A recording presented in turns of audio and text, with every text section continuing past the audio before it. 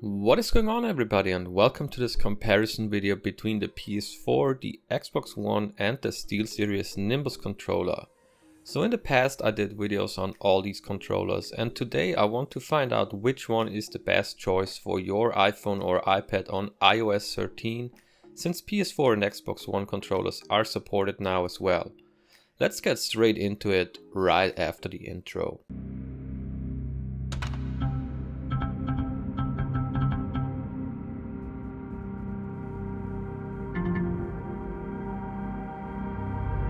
I used the standard version of all three controllers in the past to play different games and tried to break down everything in a couple of categories for a better overview.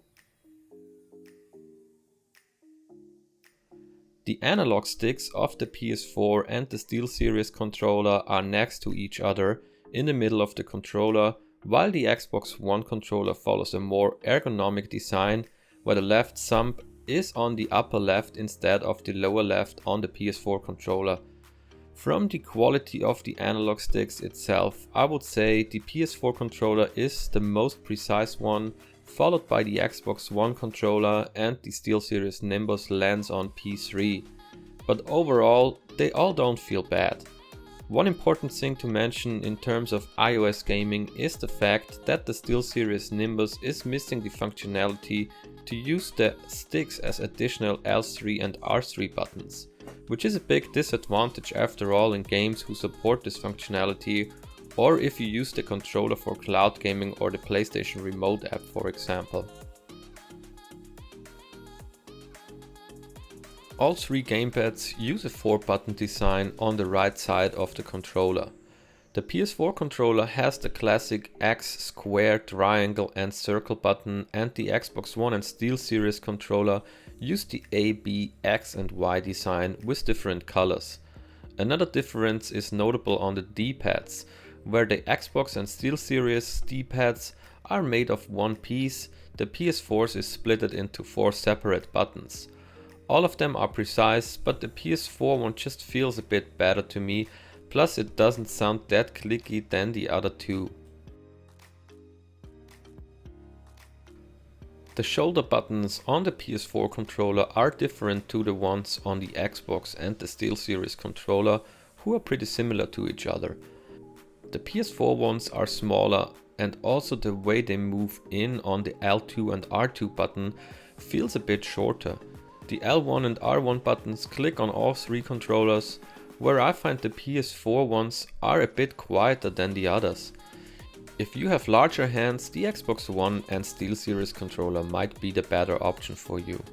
Overall, the quality of the shoulder buttons is great on all three controllers. The only issue I had in the past was that the SteelSeries R2 button seems to get stuck sometimes after pressing it, and to release it you have to fully press it in again. This can get a bit annoying, especially in shooter games. Speaking about the looks of the controllers, it really comes down to your personal preference. All three controllers have a really good build quality, and I personally would say the SteelSeries and Xbox One controller feels a bit more ergonomic and they lie perfectly in the palm of your hand. But also the PS4 controller feels good, and as said before, it really comes down to what you like. Maybe go to a shop and hold them yourself before making a final decision. Another advantage is that the PS4 and Xbox controllers are available in a wide variety of colors.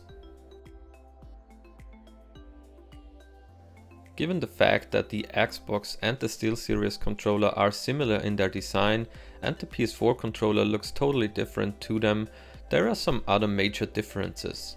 The PS4 controller has the PlayStation button and the options and share button next to the touchpad. Right now most of those buttons are not working on iOS, but might get a function in the future. The Xbox One controller has the Xbox button and 2 additional buttons, called View and Menu. Like the Options button on the PS4 controller, only the Menu button has a function in iOS apps right now. The SteelSeries controller only has one big Menu button plus 4 LEDs, which either show you the battery status or indicate that the controller is connected.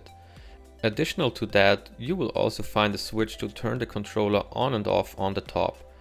Additionally, I want to mention that the SteelSeries and the PS4 controller have a built-in battery, while my Xbox One controller needs two AA batteries. Also worth knowing is that the PS4 and the Xbox controller have a 3.5mm headphone jack, and both of them can be used on the console and with a micro USB cable also on a PC or Mac, which is not possible at all with the SteelSeries Nimbus. Prices may vary from country to country, so I looked up the US prices for this video on Amazon.com. Right now the SteelSeries is reduced to $47, while the Xbox One controller is priced at $45 and the PS4 controller costs you $44. So with $3 in between them, they are almost the same price. So what's my conclusion on these three controllers? They are all really good and I enjoy gaming with them, but after all it comes down to your own needs and especially how the controller feels in your hand. It's really hard though to recommend the SteelSeries these days, as it's the most expensive one, it lacks of L3 and R3 support, and even if the quality is really good, it feels slightly cheaper than the other two. The PS4 and the Xbox controller can not only be used on the iPhone or iPad, they will work on the console they belong to and also on a PC or Mac. I personally enjoy playing the most on the PS4 controller, but you should really go to a shop and hold them in your hand before making a decision. If that doesn't really matter, you can't go wrong with either of these two, but bear in mind that you might need batteries for the Xbox One controller. I'm sorry for the SteelSeries Nimbus, as it's a great controller, but with Xbox One and PS4 controller support in iOS 13, the days of MFI controllers are over in my opinion. Let me know if you have any questions and tell me what you think about the controllers in the comments below. Leave a like and hit the subscribe and bell button to get notified about all upcoming videos here on my channel. Thanks everyone for watching and see you next time.